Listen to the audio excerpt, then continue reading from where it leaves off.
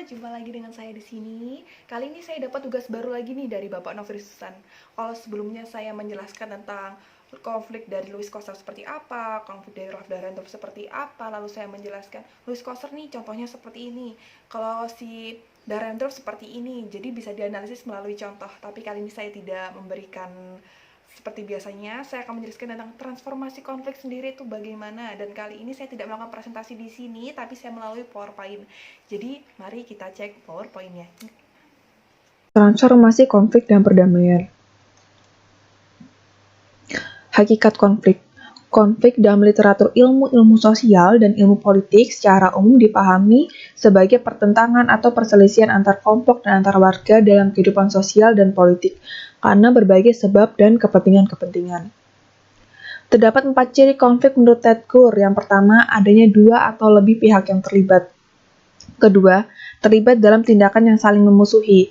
Ketiga, menggunakan tindakan kekerasan yang bertujuan untuk menghancurkan, melukai, dan menghalangi lawannya. Yang keempat, interaksi yang bertentangan ini bersifat terbuka sehingga bisa dideteksi oleh para pengamat independen. Siapa saja sih aktor yang terlibat dalam konflik? Yang pertama, adanya protagonis yang tercipta dalam konflik.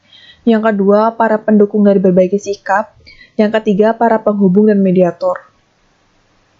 Faktor terjadinya konflik menurut Fox. Di sini ada 10 faktor. Yang pertama, adanya masalah atau persoalan tertentu. Kedua, kebencian pribadi. Ketiga, pembelaan diri. Keempat, perluasan dari satu konflik. 5, kurangnya komunikasi. 6, terdapat budaya yang tertutup. 7, ketegangan. 8, meningkatnya rasa keraguan. 9, adanya polarisasi. Dan ke-10, ada diskriminasi. Sumber-sumber terjadinya konflik di sini ada 3. Yang pertama yaitu kesenjangan yang berlangsung lama dalam distribusi kekayaan dan kekuasaan. Yang kedua, terdapat konsumsi energi yang berlebihan dan meningkatnya populasi. Biasanya ini terjadi pada negara yang sedang berkembang. Yang ketiga, berlanjutnya militerisasi dalam relasi keamanan, contoh perkembangan nuklir. Ada 3 jenis konflik nih menurut Domer dan Dixon. Yang pertama, konflik menurut sumber daya yang terbatas antar negara.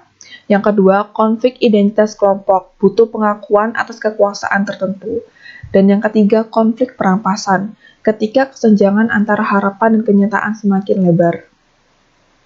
Transformasi konflik, itu apa sih? Jadi menurut Lederach, transformasi konflik merupakan proses sosial yang konstruktif untuk mengurangi kekerasan, meningkatkan keadilan dalam kegiatan langsung dan struktur sosial. Selain itu merupakan suatu cara untuk melihat konflik secara utuh dan menyimak secara baik, sehingga kita bisa mengetahui akar konflik dari mana, strukturalkah atau kultural. Terdapat metode-metode transformasi konflik. Yang pertama metode 4 tahap, yang kedua metode 5 pendekatan. Metode 4 tahap. Jadi yang pertama, strategi militer berupaya mengendalikan kekerasan bersenjata yang terjadi. Yang kedua, orientasi politik, yaitu proses reintegrasi elit politik dari kelompok-kelompok yang bertikai. Yang ketiga, bernuansa sosial dan berupaya untuk menerapkan problem-solving approach.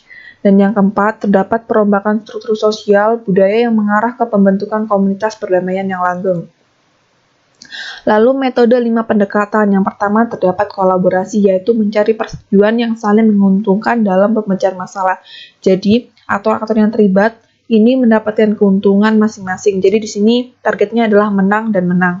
Lalu yang kedua adalah kompromi, yaitu memperhatikan hubungan dengan pihak lain sekaligus ada tujuan pribadi. Ketiga yaitu akomodasi, menerima pandangan dari pihak lain sehingga ada kata menyerah, mendukung, atau mengaku salah. Dan yang keempat, adanya penghindaran, yaitu menunda atau menghindari respons. Yang kelima, terdapat kompetisi, yaitu mengontrol hasil akhir, target yang dicapai, situasi menang dan kalah. Jadi di sini ada aktor yang kalah dan aktor yang menang dalam sebuah konflik. Lalu berikutnya ada tahapan dan proses transformasi konflik. Yang pertama adalah kekuatan tidak seimbang, diawali dari penindasan atau penyingkiran konflik laten. Lalu berlanjut pada kesadaran membangkitkan pembangunan hati nurani. Lalu lanjut pada mobilisasi, yaitu pembentukan formasi kelompok, penguatan tindakan, analisis, strategi, dan membangun dukungan. Lalu turun menjadi perpindahan hubungan kekuatan. Lalu yang berikutnya ada resolusi konflik. Ini diawali dari aksi konfrontasi, yaitu konflik yang terbuka, lalu lari ke sebelah kiri, menjadi persiapan untuk dialog. Dari persiapan untuk dialog ini terdapat negosiasi. Di sini bisa melibatkan pihak ketiga menjadi mediator atau tanpa pihak ketiga, yaitu hanya tokoh-tokoh yang berkonflik juga bisa. Dari negosiasi ini turun untuk mendapatkan kesepakatan.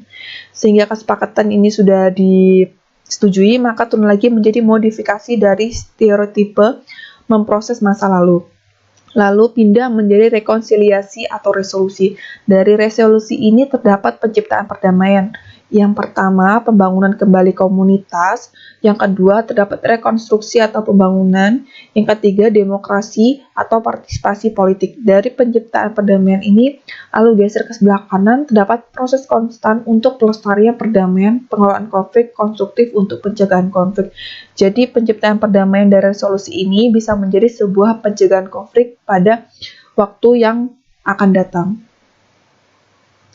Lalu transformasi konflik tidak simetris ini apa sih? Jadi konflik tidak simetris terjadi antara pihak-pihak yang tidak sama seperti kelompok mayoritas dan kelompok yang minoritas. Transformasi memiliki peran penting, yaitu tujuan utamanya adalah mentransformasikan hubungan sosial yang tidak adil. Ini berikutnya ada pencegahan konflik. Yang pertama adalah memelihara kondisi damai dalam masyarakat.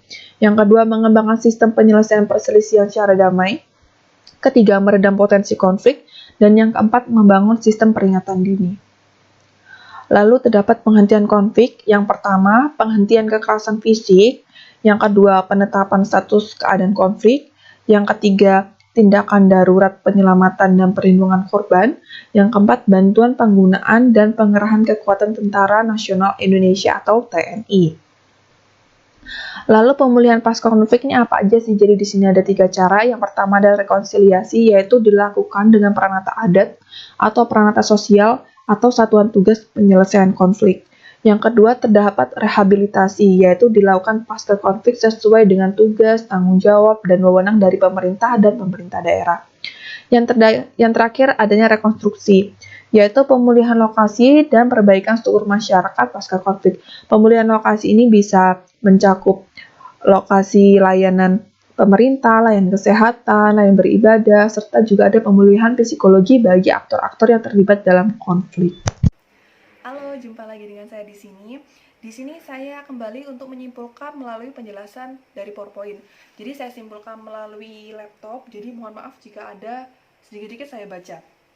Oke, jadi salah satu konsekuensi dari kehidupan masyarakat plural seperti Indonesia adalah tingginya potensi konflik, terutama konflik horizontal. Meskipun di sisi berbeda, pluralitas sosial menjadi wujud kekayaan sendiri.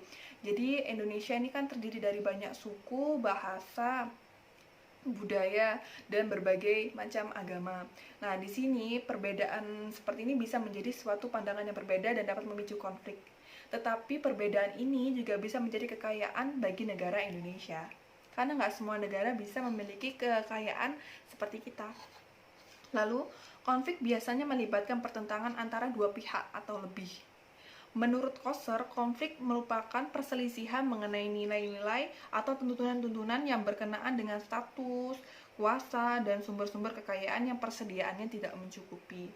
Jadi di mana pihak-pihak yang berselisih tidak hanya bermaksud untuk memperoleh barang yang diinginkan, tetapi juga memojokkan lawannya. Jadi ada sumber daya, ini diperbutkan A dan B, A yang menang, A sudah dapat sumber daya, nggak cuma dapat sumber daya aja, B juga dipojokkan.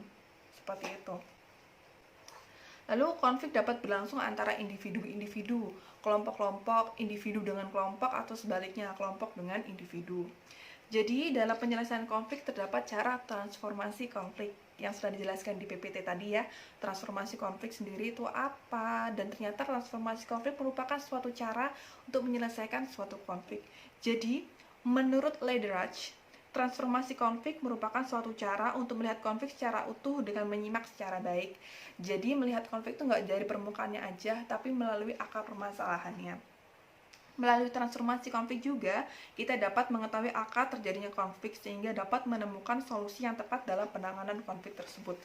Jadi konflik itu kan bisa aja akarnya dari kultural, bisa aja dari struktural. Nah, kita sebagai petugas atau mediator konflik, misalnya kita di posisi itu, kita nggak boleh melihat dari luarnya aja. oh konflik ini karena ini nih, jadi kita juga harus meneliti akarnya dari mana, jadi kita bisa menemukan inti permasalahan konflik dan menemukan solusi yang tepat dalam penanganan konflik, dan supaya konflik ini bisa diredam dan bisa menjadi membentuk suatu perdamaian, dan suatu perdamaian sendiri ini bisa menjadi suatu langkah pencegahan konflik di kemudian hari. Sekian dari presentasi saya di tugas kali ini. Semoga kali ini bisa lebih baik atau lebih baik daripada video-video sebelumnya, dan semoga di video berikutnya saya juga akan lebih baik daripada video ini. Terima kasih atas perhatian teman-teman. Saya ucapkan terima kasih dan sampai jumpa.